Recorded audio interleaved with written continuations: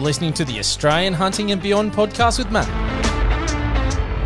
where we talk about hunting, shooting, fishing, camping, and everything else that the great outdoors has to offer. Let's get into it.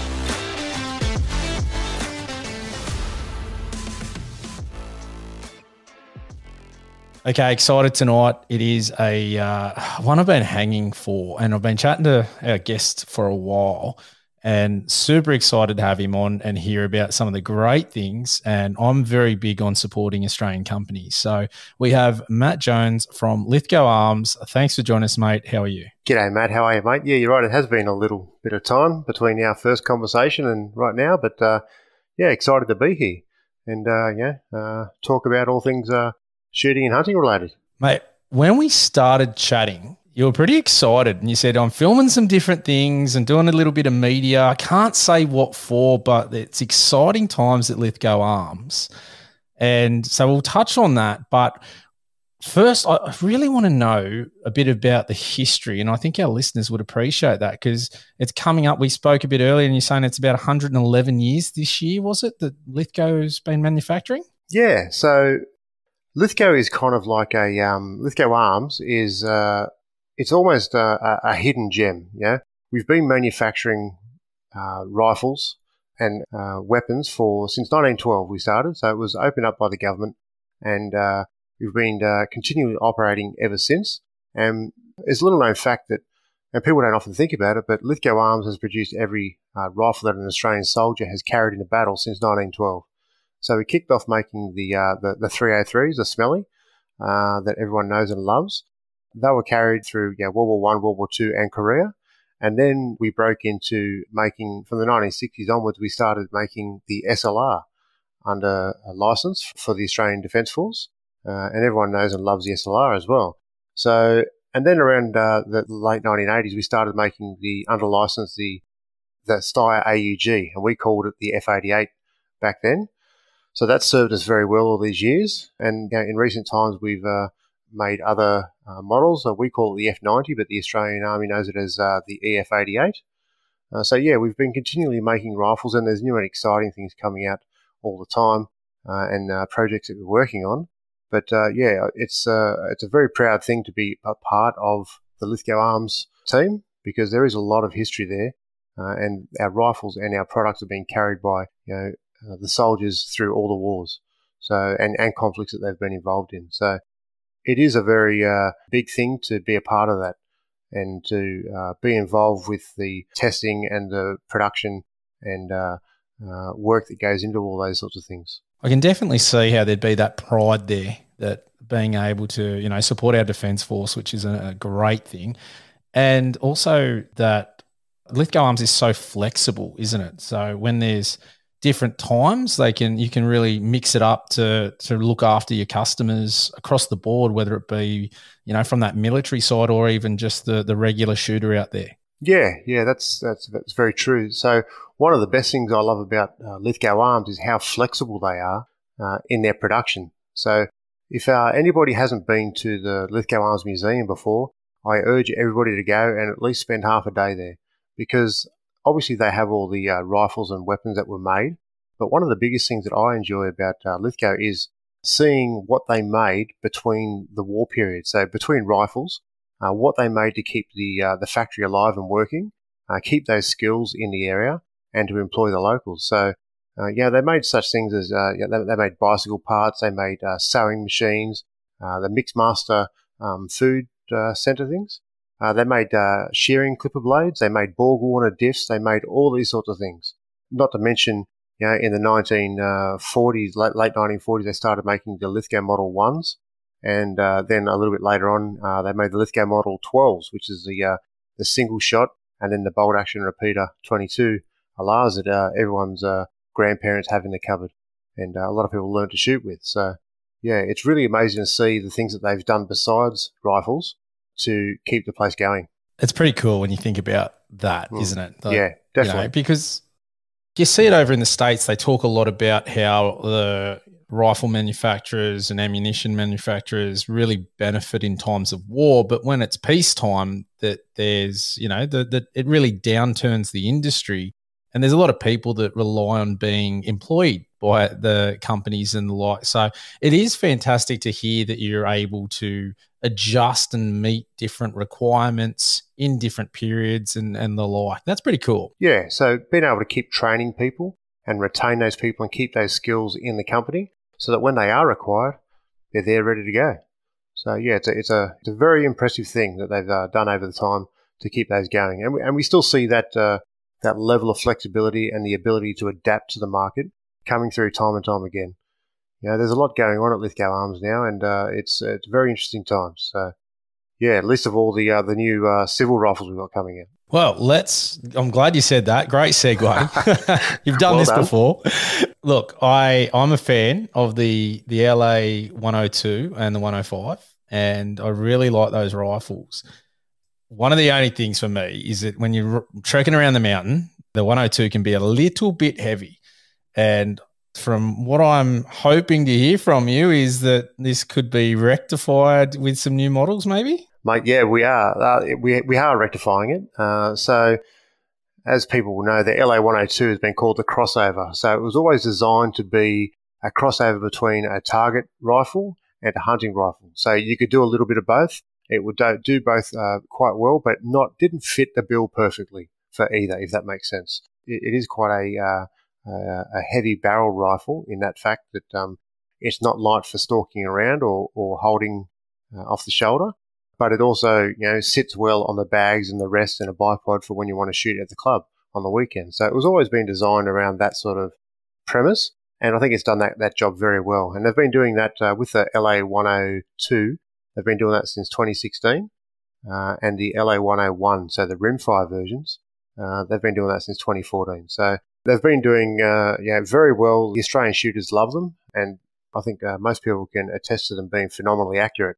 And as we know, only accurate rifles are interesting.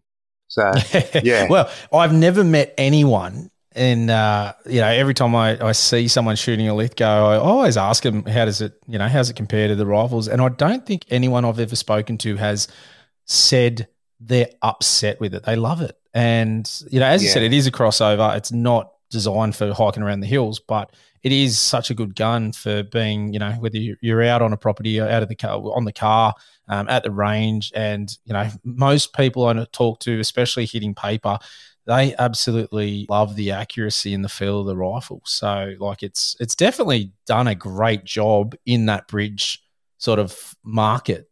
Yeah. So as you alluded to before, we're now releasing some new models, and we're very excited. So we're releasing the LA 102 Hunter, and the Hunter is it's got a lightweight fluted short 20-inch barrel on it. So we've taken half a kilo off the rifle right there, and it's gone from 3.8 kilos down to 3.1. So which is a big difference from the original LA 102, and it also balances perfectly right in front of the magazine. So for that offhand shooting, it really does balance quite nicely.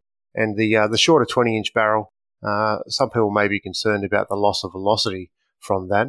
But going from 22 to 20, you probably maybe lose about 30 feet per second, which at sensible shooting ranges, it's not going to 30 to 40 feet per second. It's not going to cause an issue. So you can still, depending on the target, of course, engage targets and animals out at sensible distances for the cartridge. So you're not going to be hampered by that 20-inch barrel at all. It's very exciting. And I even had my 13-year-old son shooting the rifle the other day in 308, and he's standing offhand with the 308, and he's not a large lad, but he's standing shooting offhand at a steel gong at 100 metres and hitting it consistently with a 308.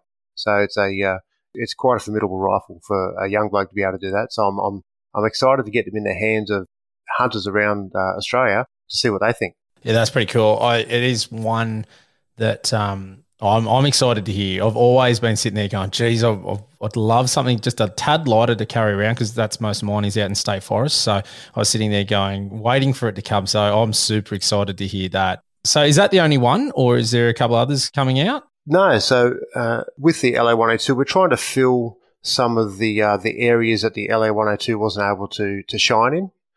So we've spoken about the Hunter. We're also doing a model called the LA 102 Outback, and this rifle is pretty exciting because we're working with another great Australian manufacturer, and that's Southern Cross Small Arms. So they're an Australian manufacturer based in Sydney, and they've been turning out stocks, and now they're also turning out the Taipan pump-action rifles, which are going great guns. So, yeah, we've teamed up with them, and we're pairing our LA-102 Outback with their Southern Cross TSP-X chassis.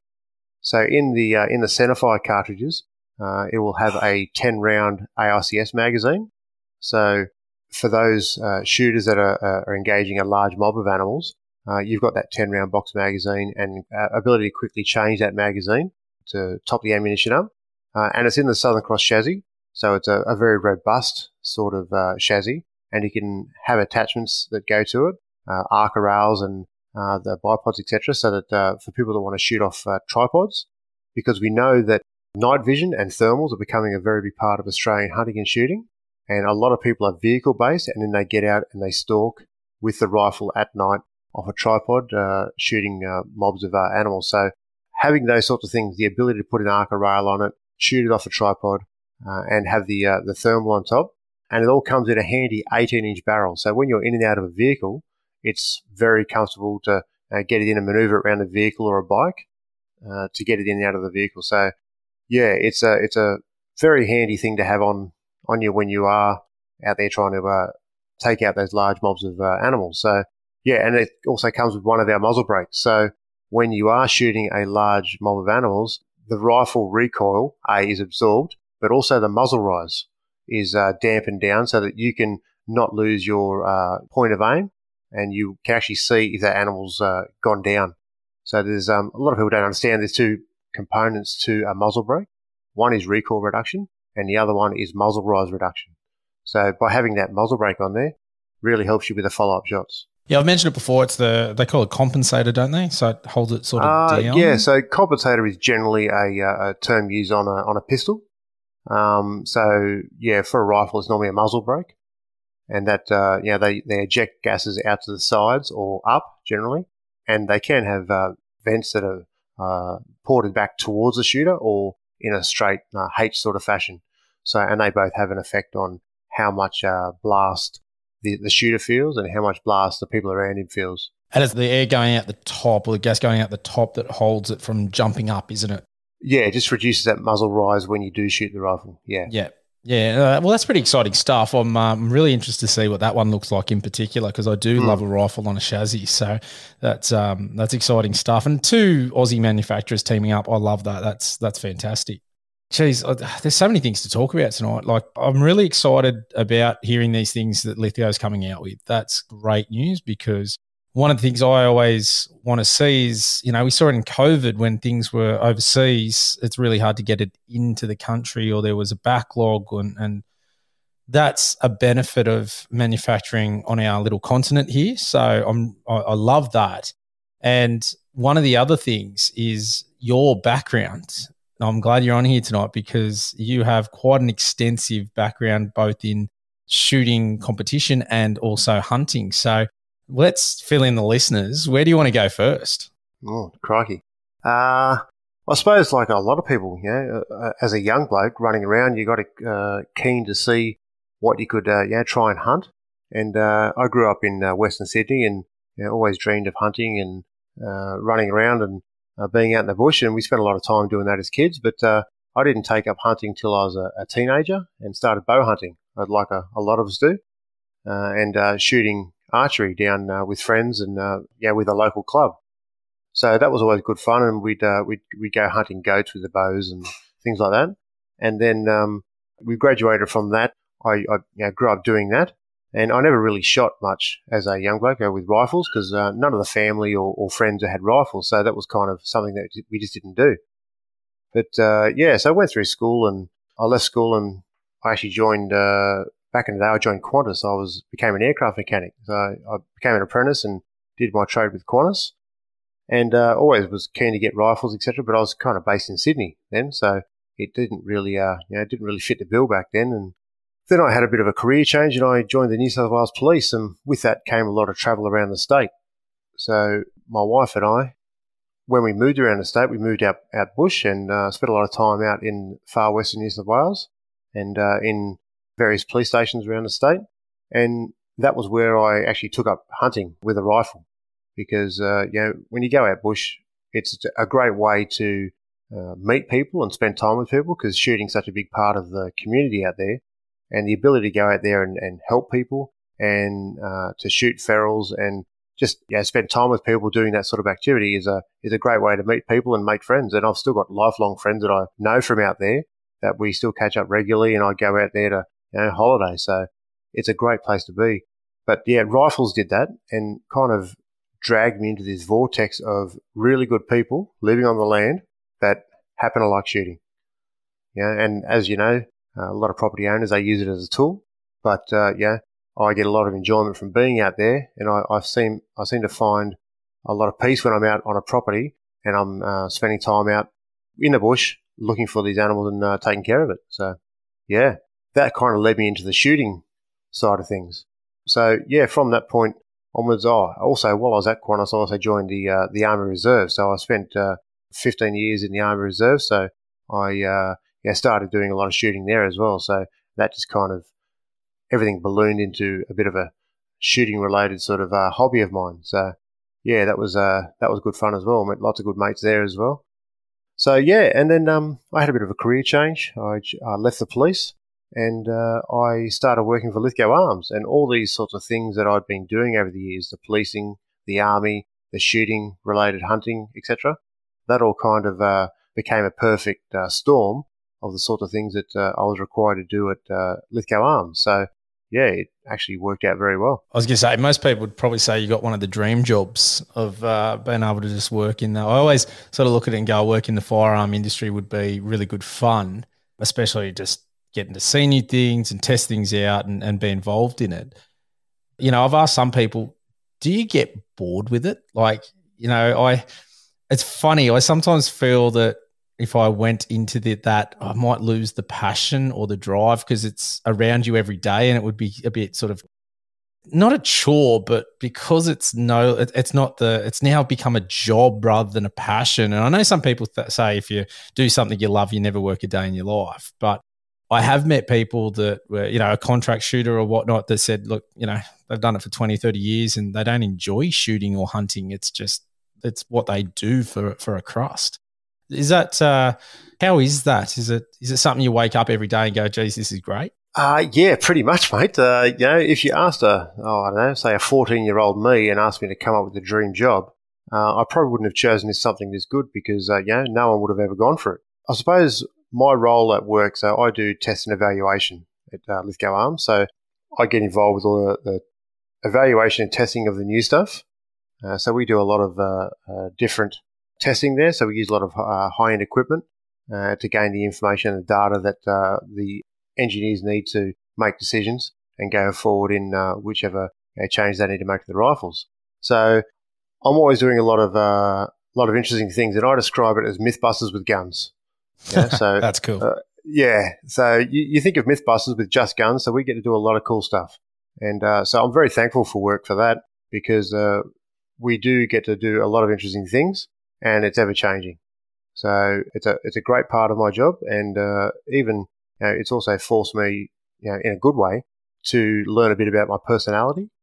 So from my personality, I've discovered over the years that I need new things that keep me interested at work, and work has done a great job of doing that. So we're not doing the same thing 2 days in a row.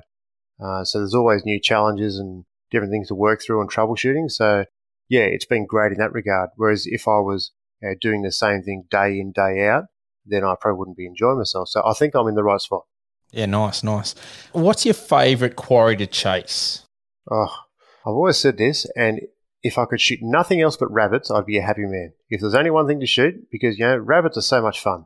I spend a lot of time shooting rabbits, so, you can obviously do it with a Rimfire rifle, you can do it with a shotgun, you can do it with a varmint gun. Speaking of varmint guns, the other model that we're bringing out is a varmint rifle. So we're doing an LA-102 in a 24-inch heavy barrel, and it's going to have a 10-round magazine on board. So, yeah, that's another exciting rifle that's coming out for those varmint shooters, for those guys that want to be based in vehicles or lay down and whack rabbits from a long way away. So that's another exciting one. So, like I said, rabbits are a very exciting thing for me, and we do spend a bit of time chasing rabbits and cleaning those up. but my other passion is fox shooting. So I love to use a 204 Ruger. I've got a really good Remington 700 varmint, and I use that. That's a devastating cartridge. If you've never used it, that's a brilliant cartridge for foxes and rabbits, and we use them for pigs and all sorts of things. But yeah, a bit like yourself, mate, and we've spoken about children and the part that they play in your shooting and hunting related sports. So I've got a number of children. I've got 4 boys, and you're approaching that. Hopefully not as many. Hopefully we stop at 3. Good on you. So yeah, I found early on that if I was to go out spotlighting hunting at night, when I was out at Wilcannia, that's where we started our family. It was easier to get out the door because by that time the children were asleep, so I could duck out for a couple of hours and go and shoot things. And it wasn't a big burden on the family, or it wasn't a lot of time away from the family doing that. It didn't place a lot of strain on the family doing that. So that was one thing that I got into straight off the bat, because everyone wants their foxes gone, and I was more than keen to get out there and do it. So I think my first passion definitely is fox shooting. And the way they're so cunning, and being able to call them in and find them in different terrains and maneuver onto them, and then knock them. It's a great thing. Yeah, I started sort of similar with rabbits and foxes, so I understand the allure to them, and calling foxes in is good fun, and it's something I've sort of progressed to. I know I'm focusing a bit more on deer and goats at the moment, but is that only because you haven't got one? Well, I've got goats. I haven't got deer. You're right. Yes. I'm hoping the next trip will sort that out. I've got a few days away in the snowy mountains, so lovely. Hit a couple of state forests, and I'm hoping that it might be the time. So look, I would never eat a fox. I'm going to throw it out there. So I'm not that desperate. I think we're on the same page there. Yeah. Rabbit's different story. I love rabbits. So it's definitely I have no issues there. But I think the deer, but that's the thing with the rabbits, right? They're just so small and finicky. And it's one I really feel with the deer is that it's just a bigger chunk. And like the goats are great because you knock them off and you got so much meat. So much good food. 100%. And that has a real big allure to me in regards to hunting, taking out animals that people don't want there and also utilizing them too. Like it's a real win. I get we've got to shoot things because they can't be on the landscape, and totally appreciate and support that. But if you can utilize it, geez, I want to. Like that's the thing. That's right. And so for me, that's where I guess the allure of the deer sort of side of it, because it is such a good meat. And you go to a restaurant and you pay a lot of money for venison, and we've just got this amazing resource that's out there, and being able to go to a state forest is just such a privilege in that we can book in, go, and we're out and about and hunting. And I've said it so many times, I feel for our mates up in Queensland who don't have that access, and they do have to come south of the border to try and jump into a state forest, and it's not unachievable, but it is a bit disappointing that they haven't got what we have. So for me, that's one of the big things, and we'll see how we go, but I'm hoping I'll have a deer on the deck very soon. So, but you know what, the challenge, and that's what I love about shooting and hunting. It's just, it's such a challenge. And, like you were talking about before, camping or being on a property, it's just such a great experience and a disconnect from our everyday life and technology. And it sounds funny because I do love technology, but I also like to get away from it. And love a good break from it. Yeah. And I think you appreciate everything a lot more when you do have that break. And the wife has been at me a little bit because she's upset she hasn't been able to get out camping, and every time I go away hunting and camping, she's just jealous.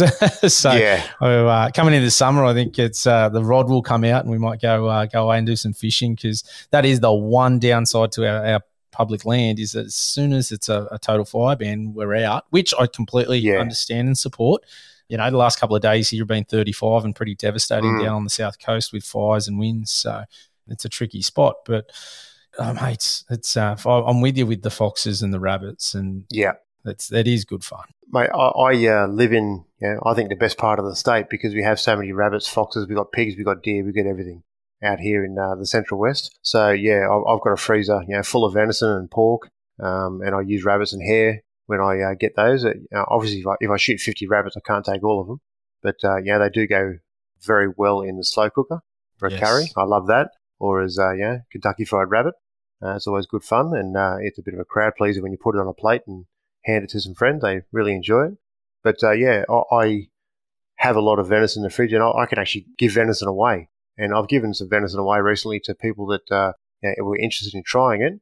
And I told them how to cook it, and they went away and cooked it and absolutely loved it. And they fed it so they'd never had venison before, and they fed it to other people, their friends and that, and they absolutely loved it. So I think it's a real good way of sharing around what you have and opening people up to the idea of shooting and hunting, and just bring them in on it a little bit so that, maybe next time when they come across a shooter or a hunter, they'll understand a little bit more about the sorts of things that they go through to try and bring this meat home for the family. Could not agree more. And I just recently had Jason from Hunt Catch Cook on, and we were talking about that is such a win for hunters, that the food is the great equalizer, I call it, is that everybody eats.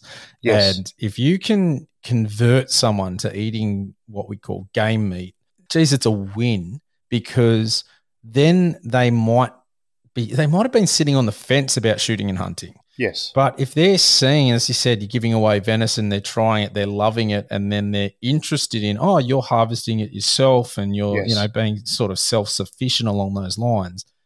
That's a massive leap forward for people that are not hunters or shooters, and a step in the direction to support us or get involved themselves when they work out, hold on, this is bloody good.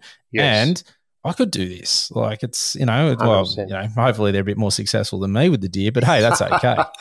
Mate, all in due time. That's Mate, it. I really take my hat off to you, because you obviously spend a lot of time in the state forest, and you work for every little thing you get.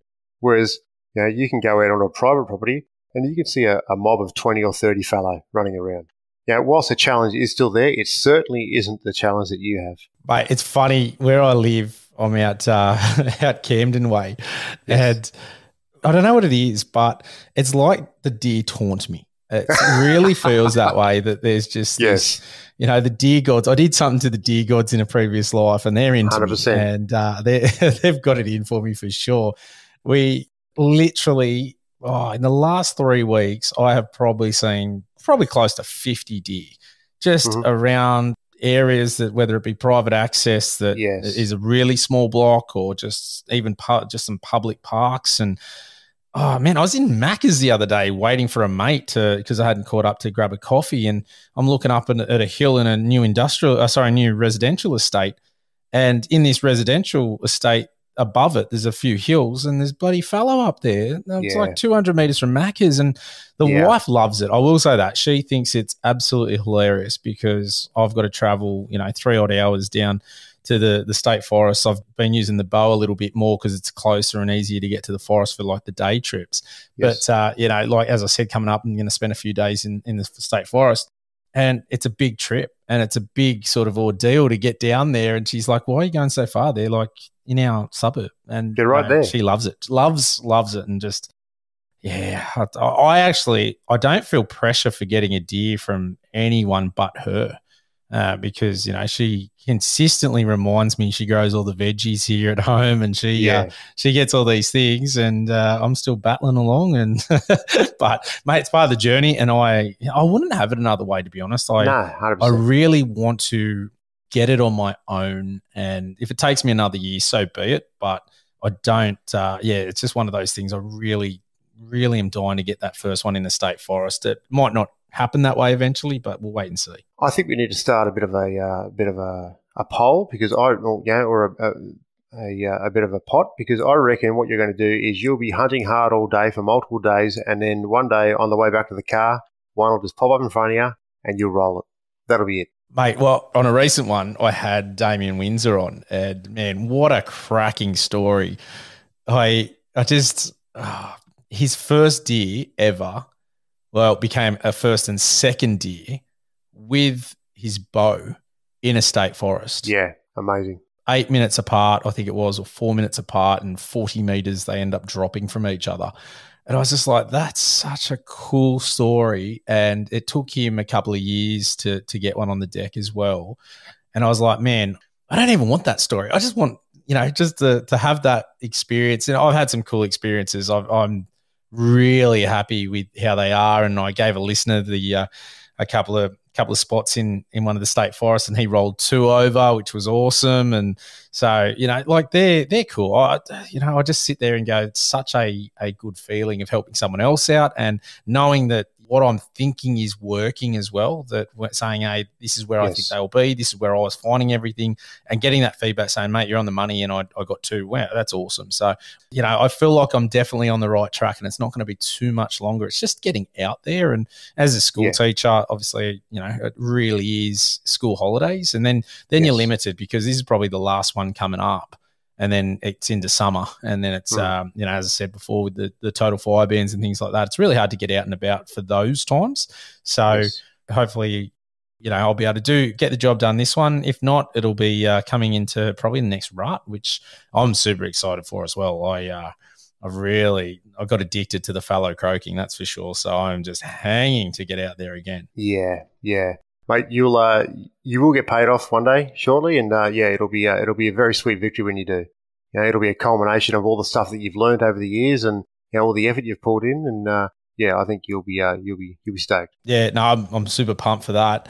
What's your favourite deer to chase? I've been down to Victoria a couple of times, and Samba, I love it just purely for the fact that when I go down there, I'm doing nothing else but hunting Samba, and the terrain down there and the places that I've been hunting have been absolutely spectacular, and obviously that's helped along by the great people that I go with. I've got a couple of one good mate in particular, we talk about these sorts of trips all year, and it really is a great way to get away, for a week or so and go down there and spend some time and slow down and start to take note of all the things that are going on around you and really immerse yourself. And then you've got the campfire chats of a night time, and you got the whole package. It's fantastic.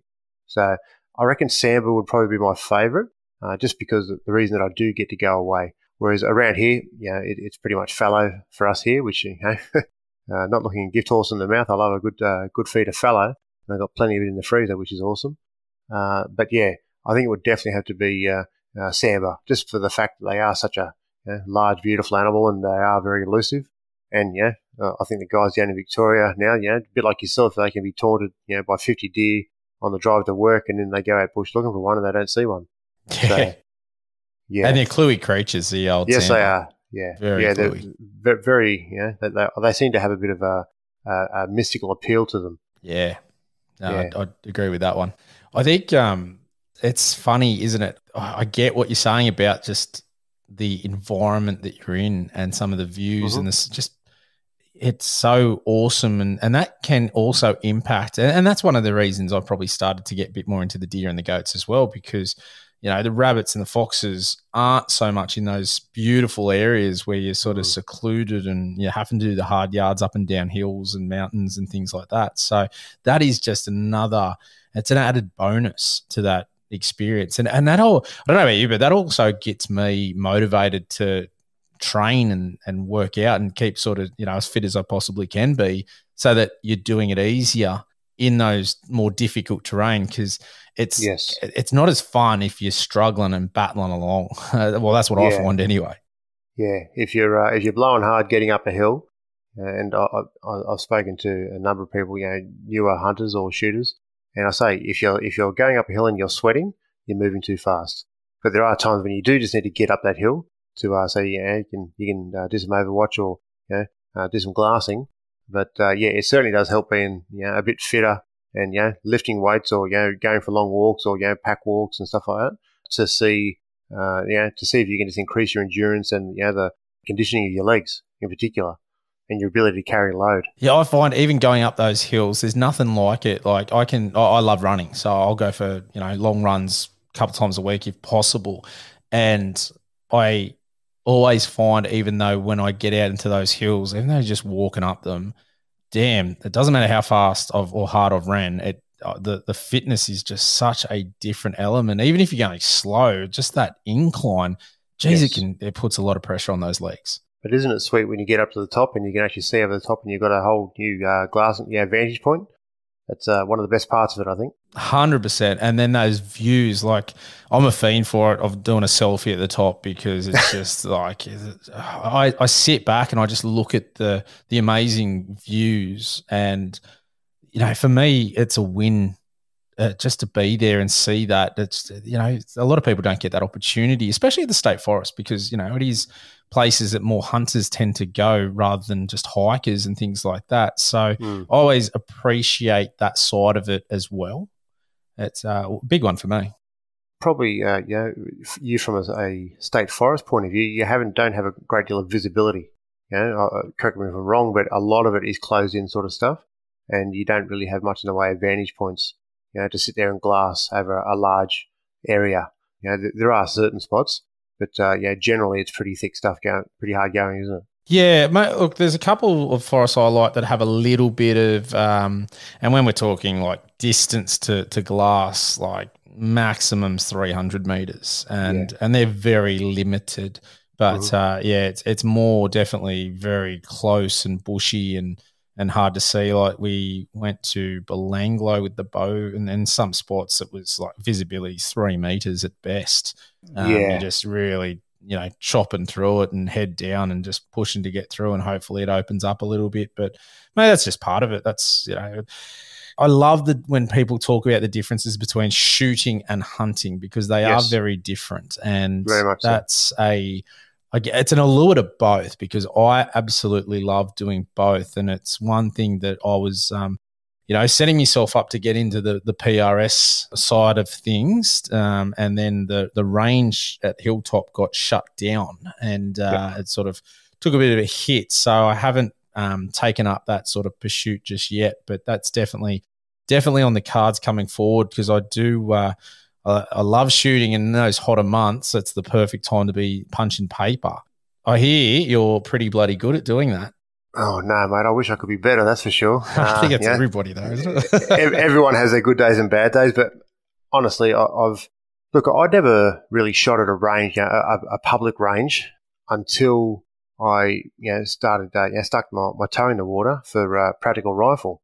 And we turned up to the Windermere range out near Mudgee, and we thought, we'll just have a look and have a go.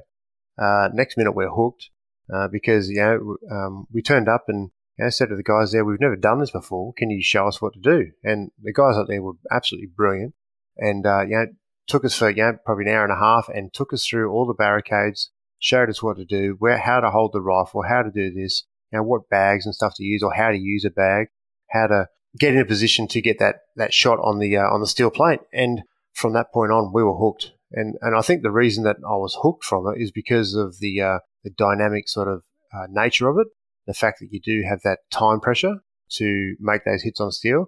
And I think the part that I really enjoy about it most is it translates directly across into hunting and shooting and pest control. So those being able to practice and hone those skills on the barricade or on an obstacle to get hits on steel really rings a large bell for me, and it helps me to do that stuff when I'm out shooting and hunting. So it's that's I'm hooked on it.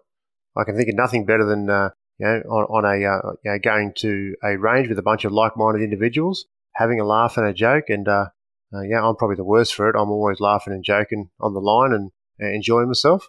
Maybe not everyone else is, but I enjoy myself, and we enjoy the chat and helping each other out and swapping gear and trying this out, or talking about guns and techniques, and it's a great place to be. How long have you been doing that for? When did I start doing that? I probably would have been 2018, the start of 2018, I think. Or maybe okay. I'm not sure. Yeah, around about that time. So about 5 years or so. Yeah. So, and it's quite interesting. You don't realise how much you know until you take somebody in that has no idea. So we were up at Mudgee the other week, and we had some new junior shooters, including one of my sons, and he'd never shot the LA 105 before, and he'd never been in a competition. So I'd taken them through and given them guidance on how to approach the barricade and how to do these sorts of things. And within a couple of minutes, they were making shots and hitting targets out to 400 metres, no dramas at all. and they were engaging targets 1, 2, and 300 metres, which is something that they didn't think was possible before. But with a little bit of guidance and helping them along, these these 3 new shooters were having an absolute ball, and just like me, they were hooked. So it's a great thing to get involved in. Yeah, I am super keen. So I've been hanging. Hopefully that everything gets sorted out. I think there was an email coming out that I don't think they're expanding it for new members, but that they'd got back up and running. And I think King of the Hill, was that on this year? I believe. Yeah, the Carl's King of the Hill. Sorry, it was the Zeiss King of the Hill this year. Zeiss, okay. Yep. Yeah, so that was run, and that was a good one. It was a tough two-day shoot, and that's another aspect. It's all well and good to be able to do it for one day, but then to back it up and try and do it the next day, it really does add another dimension. Trying to maintain the range sort of thing for 2 days, that's another dimension. But Hilltop is back up and running, and I believe all the ranges are open. So if you want to get involved, there's the Precision Rifle New South Wales do a fantastic job down there. They have a world class facility, and those guys really do put on a good show. There's so many good members down there that put in so much effort, and they're just giving their time for absolutely nothing other than their love of the sport. And they I see it regularly in their group chats, and they're asking for match directors, and people just put their hands up and they run the matches, and they organise everything. They do a fantastic job, and we do go down there and shoot, but we're being a bit further away. We're often not available to set up or pack up. We do as much as we can, but then we've got the tyranny of travel. So the guys and girls down there do a fantastic job, and they're a very welcoming bunch.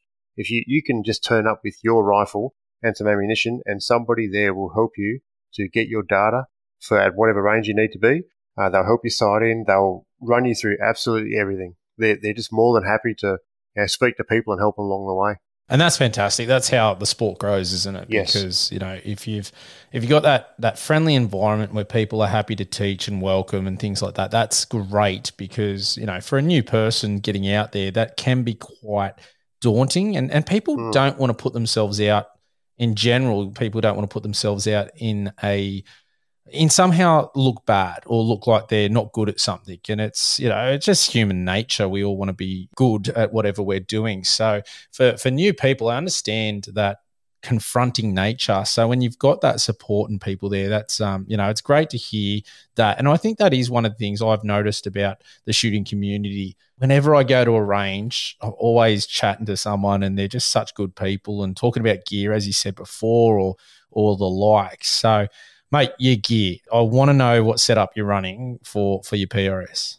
I'm amazingly fortunate. One of my roles at work is to attend shooting competitions and fly the flag for Lithgow Arms. So myself and my colleague Carl, they've kindly organised rifles for us and top end Nightforce optics, and we've got fantastic Porter machine work mounts on there, and we get to use those and.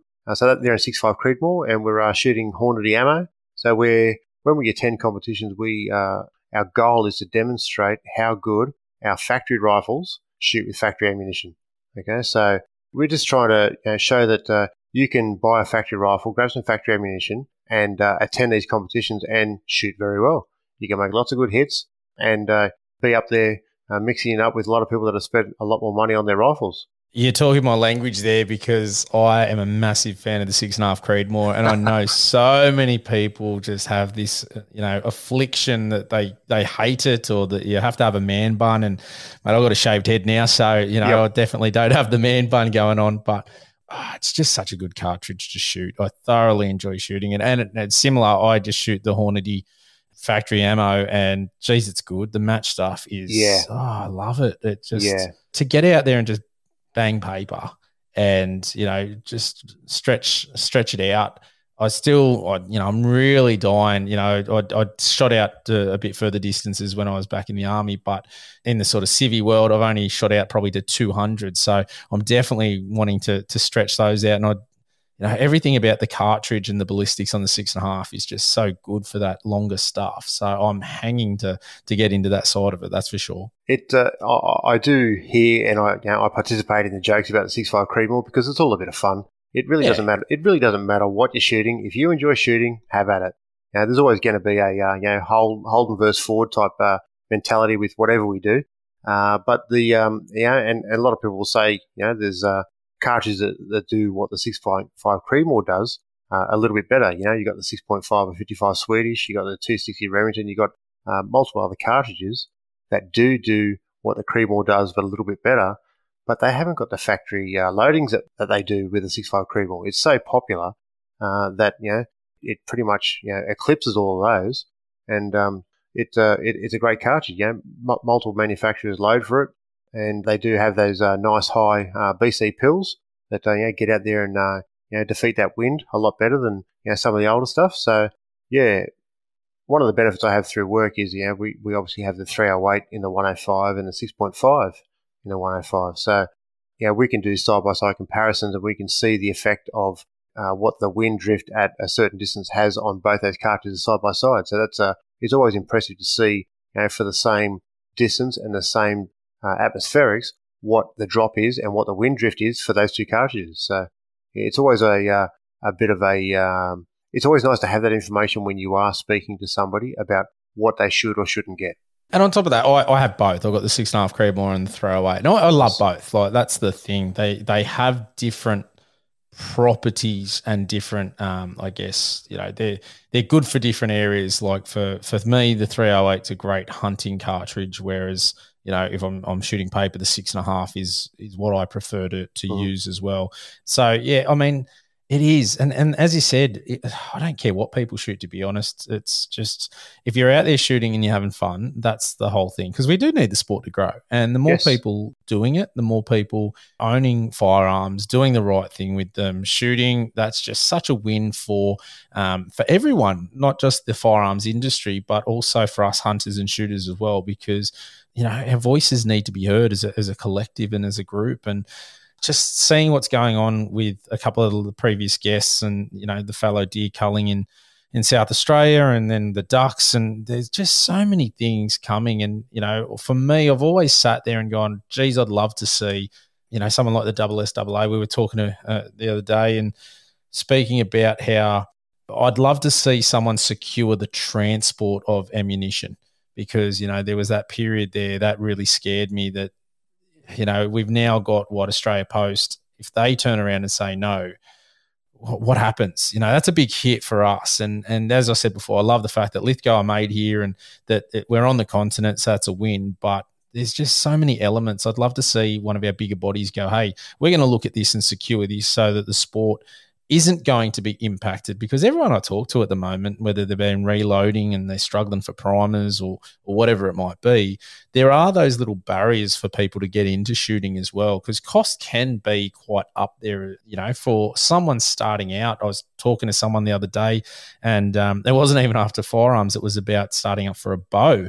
And when I went through the list of things he probably needs to start looking at, geez, it gets expensive quick. And he's not even buying, ammunition that he's going to send down range at a cost of whatever it might be. I love the Hornady Precision Hunters, but they're an expensive little bloody thing. And, man, they're great, but, geez, it's costly. You don't want to be sending too many down range at once. They are a premium sort of product, that is. They're very good.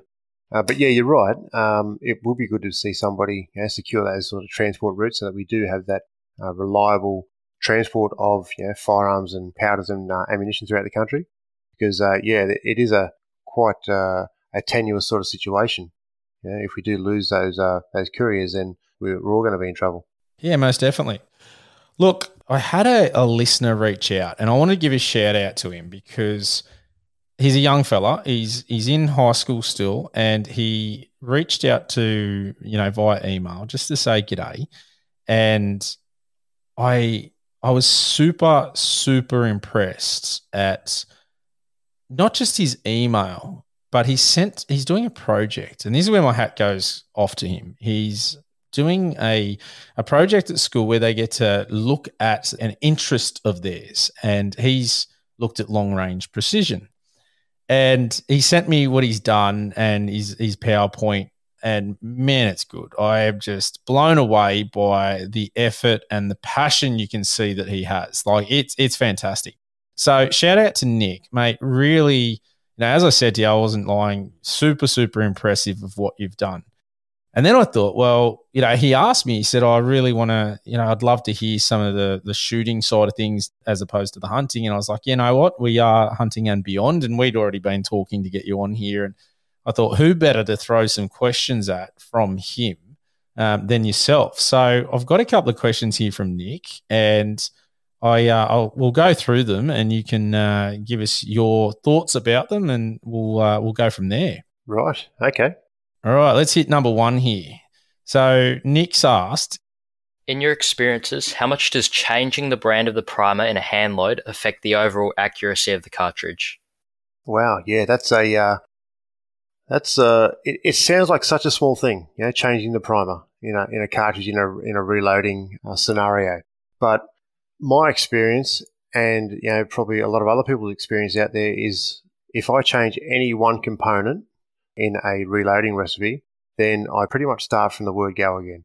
So if I change a powder, or if I change a projectile, a cartridge, or even a case to a certain degree, I will start again. So not because I know it's going to change things, but there's a possibility that it could change things. You might, it's quite a large sort of area that he's delved into there. So you change a one primer for another. Primers have different sort of properties. So, some have thicker cups, so they can contain a little bit more pressure and a little bit more sturdy when it comes to ignition. And other ones have, you've got Magnum, you've got small rifle, you've got large rifle, you've got pistol primers, all that sort of stuff, and they all have different properties. So a Magnum rifle primer tends to burn a little bit hotter. So when you're igniting large, columns of powder for a Magnum cartridge, as opposed to just a standard large rifle primer. So, yeah, I do believe that they do change. How they change the performance of that cartridge, I can't say, because the possibilities are endless as to what it will do. But I suppose the only advice I can give him that, just say for argument's sake, he's loading for a 243 and he changes from one primer brand to another. Say he went from, say, CCI to Winchester or Remington or Federal, if you can get them, by the way, then my suggestion would be to go back down to his starting load and then work up again. And he may see a change in the pressure signs on the back of the cartridge or the velocity. Most people are pretty switched on nowadays, and they are using chronographs to assist them with their reloading process. So, yeah, if he is going to change primers, or he's looking into it, because, people shit the primers they have right now because, they're very short on supply. So if he is going to change from one primer to another, I suggest that he goes down to the starting load listed in the powder book, the ADI powder book, or whatever his reloading resource is, and works his way up. It's the only sensible sort of proposition going forward, because he might change from one primer to another without changing anything else, and he might have pressure spikes and some unintended consequences that he has to deal with. Great answer. And on that, the chronograph, I just want to give a big shout out to David Bailey Shooting Supplies down there in Tasmania. I recently bought the Pro Chrono DLX with the Bluetooth. It is an awesome little bit of gear. I'm loving that because I'm fascinated.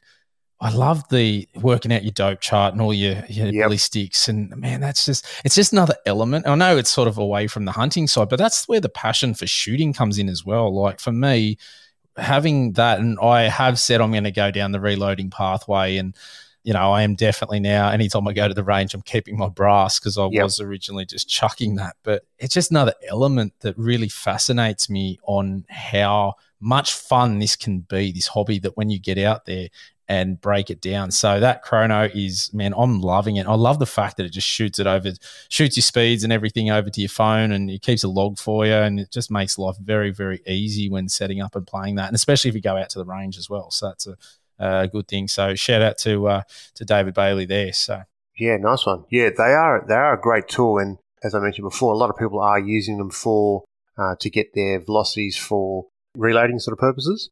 People do use them for getting their dope, and that's a great place to start.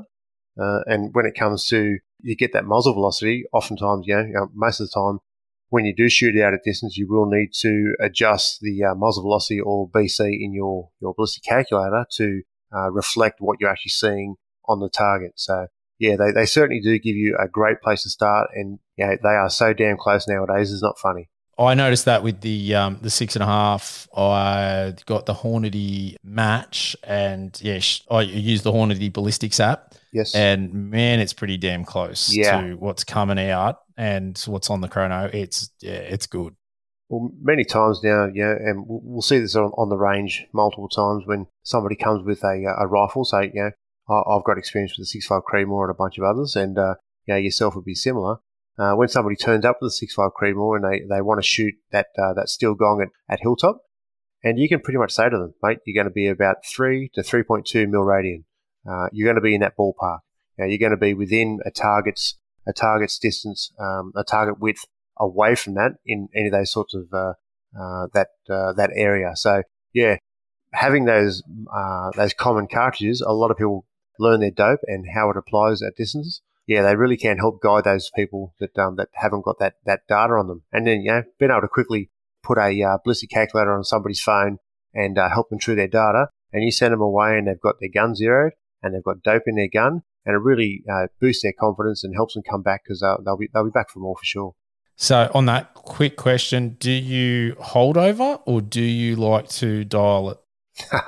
Mate, sometimes on a stage I'll have a bit of a brain fart and I will dial and hold over. It's a bit of a running joke, and I've done it a couple of times before. It certainly I've got no one to blame but myself, and I do have a laugh. But it depends on how quick the stage is and how much movement is involved. If we have a stage where there's not a great deal of movement, then I will dial. Because dialing is very precise, and you can use that center aiming point to hold on the target. If there's a lot of movement or that the timing is short, then I will hold. So it's great. In the Nightforce optic I've got the Tremor 3 reticle, and I don't know if you had much to do with that, but gee, that's a great reticle for your different wind holds, etc. So you can use a wind dot to hold for whatever wind you have on the target. So it's a great reticle. But so I do. It depends on the stage and what the timing is for that stage. And I'm guessing you're running a first focal plane. Yes, 100%. On that, yep. Yeah. So I use the first focal plane on the competition rifle, but on my hunting rifles, my spotlighting guns and my hunting rifles, I've still got a second focal plane.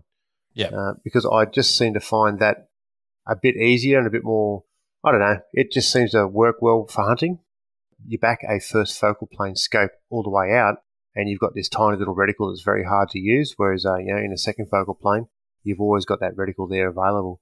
So I think they're a bit more useful for, definitely stalking. You won't go stalking much with a first focal plane scope, I'm thinking. But it really does depend. If you are going to set up and do some long range dumping of critters, then sure, a first focal plane scope will work if that's what your rifle and your style of shooting is set up for. Then you definitely can use a first focal plane. But mainly first focal plane for competition and second focal for hunting. Yeah, which is pretty standard out there. Most people sort of say that the second focal is your hunting sort of scope, and first focal plane works really well when you're out in those competitions. All right, he's got a second question here. So, what projectile weight would you suggest with a 223 Remington that has a 16-inch barrel and a 1 1/8 twist rate? My current hand load includes an 80-grain projectile with 22.75 grains of AR-2208, but I believe there may be a more efficient combination for target shooting. There's a lot in there. Yeah, there is. Look, so he's given you all the sort of relevant information that you need to do. He's done a good job there. He's got the obviously the cartridge, the twist rate, and he's also got his intended sort of use for it. If he was talking about hunting, obviously the question would have to be, well, what exactly are you hunting? But for target use, that narrows the field pretty significantly.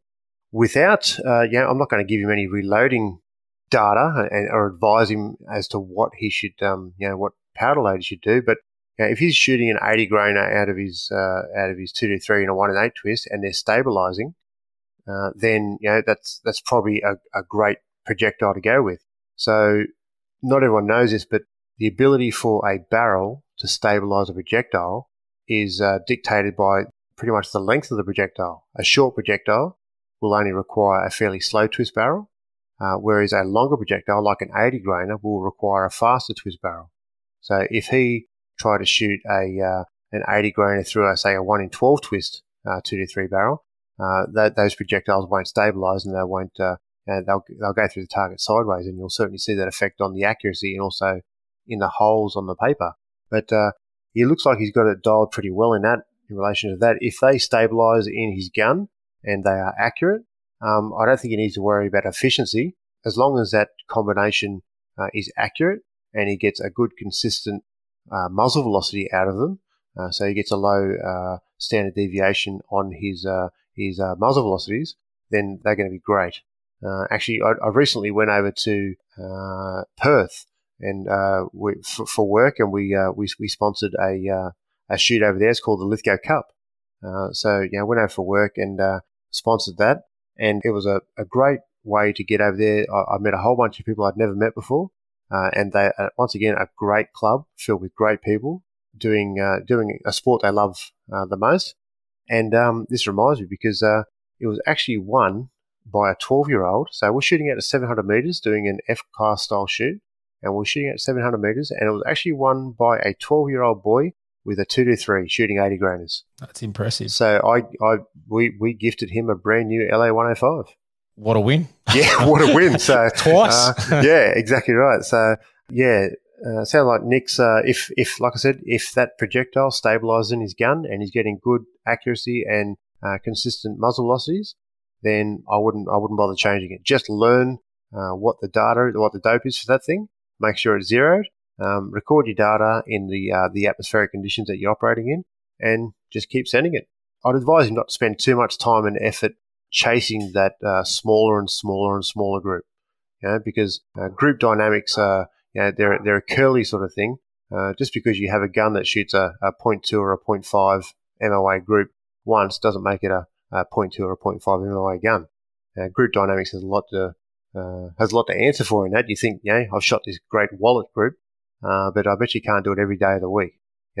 Anybody who's done any serious amount of shooting, knows that you have good groups and you have bad groups, and that all comes down to statistical data on your standard deviation from the majority of your group sizes. So there's a lot of great articles out there, and Applied Ballistics, Brian Litz and Applied Ballistics, they put a lot of great articles in relation to that, and those guys do a lot of shooting, and they certainly know what they're talking about. On that, I love listening to the Vortex Nation podcast, and when they get into the nitty gritty, and even the Hornady one too. Both of them, when they're talking about the different things. I think I can't remember which one it was, but they were just recently talking about the 308 versus the 300 win off the top of my head, and it's so interesting when they break it down and talk about just there's so many elements to shooting and cartridges, and just the slightest thing can impact it, and it's awesome, but it's just it's a challenge, and it's it's like almost,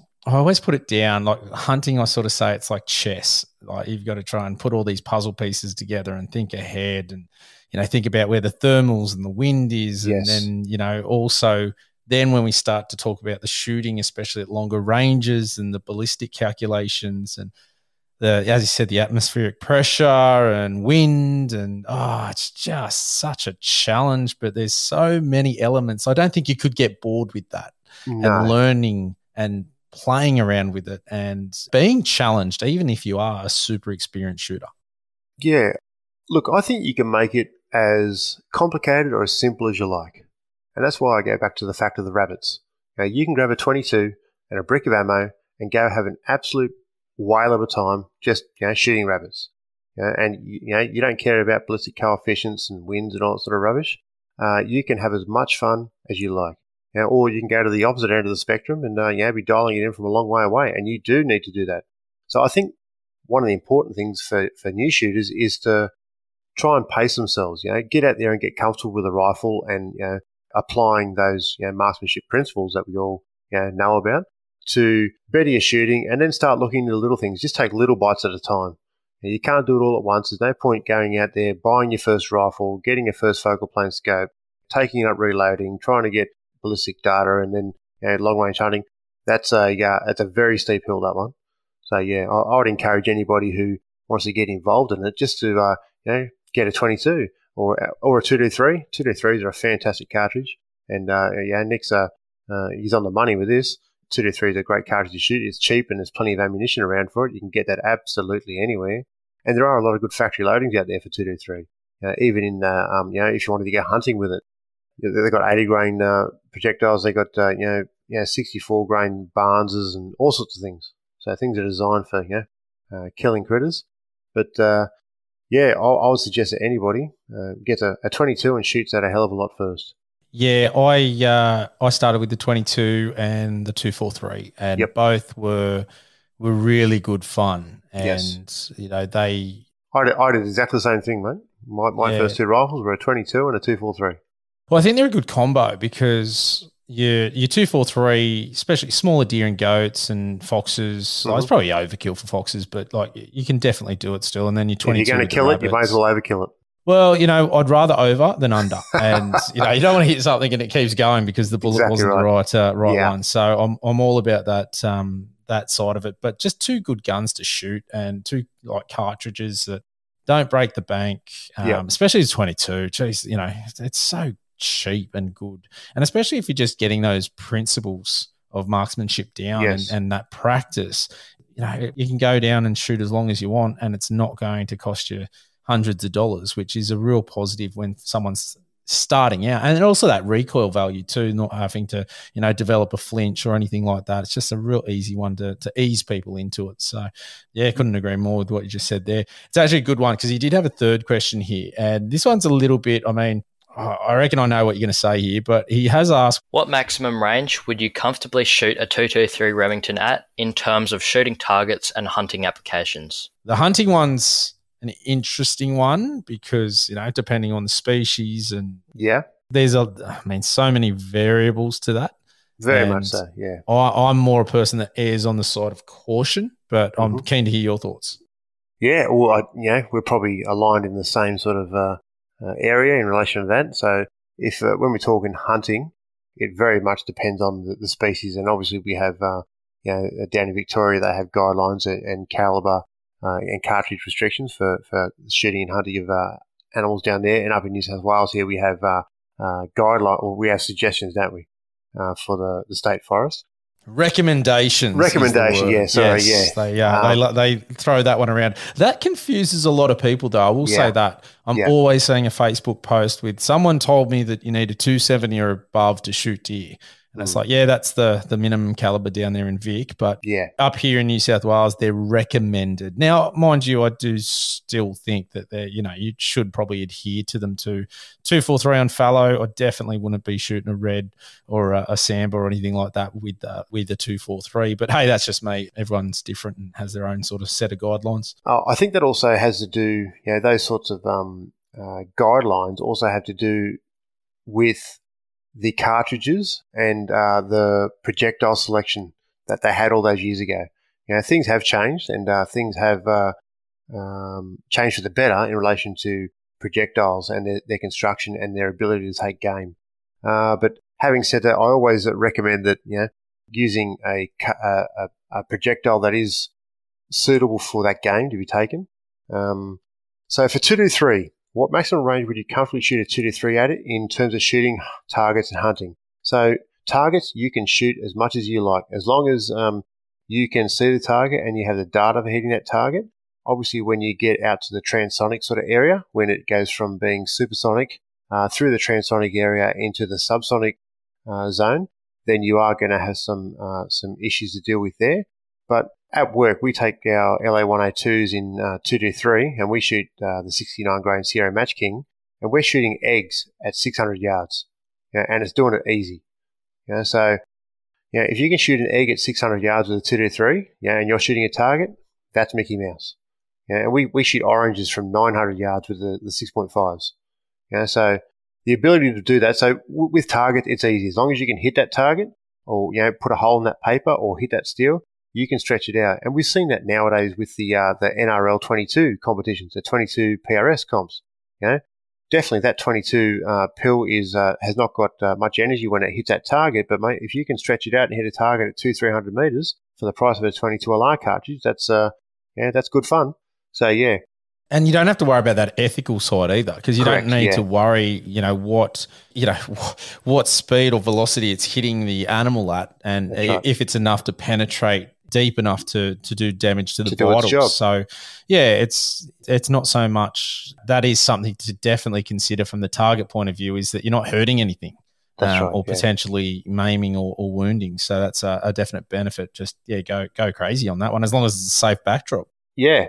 So, from a hunting perspective, rabbits and foxes, look, if you can see it, I'm all up for, people putting a 55 grain, Blitz King or something similar through a rabbit or a fox, 350 metres.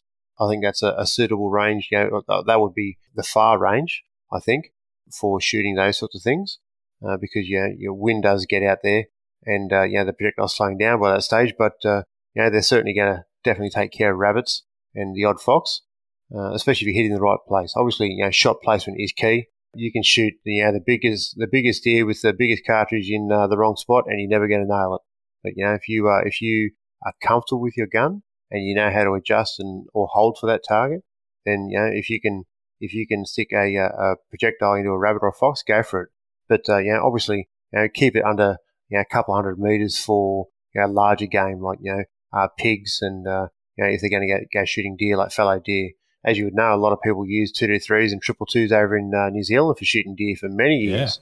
Yeah. So, using the correct projectile and shot placement, it's going to put meat in the freezer every time. But, I'd probably suggest keeping it under a couple 100 metres for those sorts of targets. And I think it comes down to your competency and what you're comfortable shooting at as well. Like, there's some people out there that would be comfortable taking shots to 300-400 meters, and others that, 100 meters, and they don't want to push it out too far because they might not just be as confident, or they don't get the opportunity to shoot off different things. And I say that the last state forest hunting trip I had, there was a spiker sort of standing there, and his head and a little bit of his neck was popping out behind this tree, and I just hadn't shot standing for a while and done enough of it lately to go, I'm confident taking that shot. No, he was probably at 100 meters. I didn't want to do it because I wasn't confident at that stage. Now, in the past, going to some mates' places and just, popping out with the 22 and standing and shooting, I would have gone, hey, I would have been much more comfortable. But, there's so many different circumstances for people to think about when they're talking about this. So,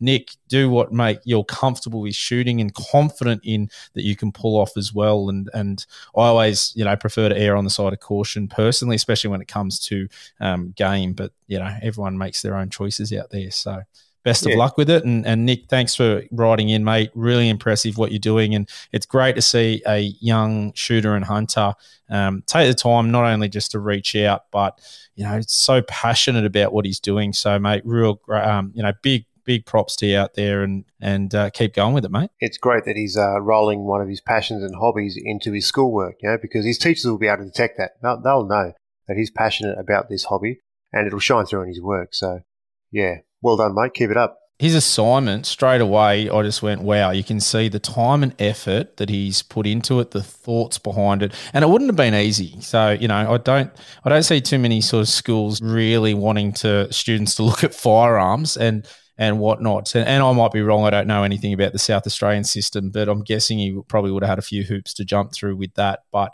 everything I looked at, and his project talking about safety and all the different things, mate, very, very well done. So it's good to see. What you mentioned there about people being comfortable with firearms, I've had to be a bit reflective at times, because I'm very comfortable around firearms, and the guys at work, and we are constantly working with firearms and ammunition. So, and as you said, it does become a job, right? But we're always safe, and we do a lot of things by habit, because we do have those good habits in place around safety.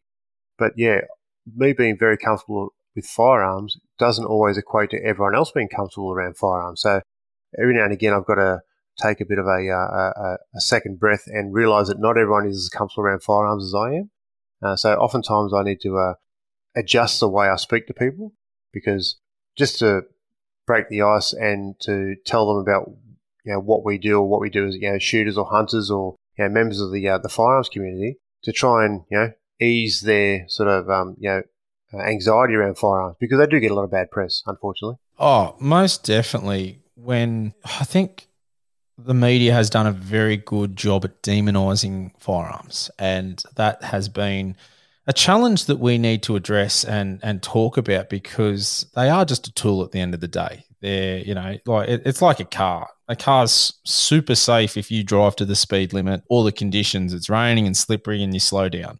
But then you've got people out there that do the wrong thing with them. That's not the car's fault.